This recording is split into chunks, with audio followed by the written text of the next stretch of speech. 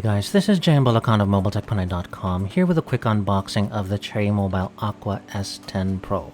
Inside the box you'll find a Type-C USB cable, quick user guide, clear jelly case, tempered glass, screen protector, SIM ejector tool, in-ear headset, and wall charger.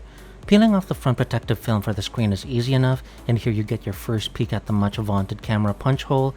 It's when you flip it on its back though that you might find it more difficult, as it seems much stickier on this side.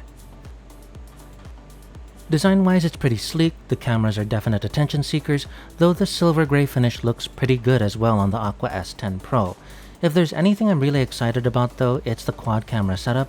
I've already spent some time with it, and to be honest, this is what I wanted the Aqua S9 Infinity to perform like imaging-wise. If you're looking forward to my video review, don't forget to subscribe and hit that notification bell to find out as soon as it's uploaded.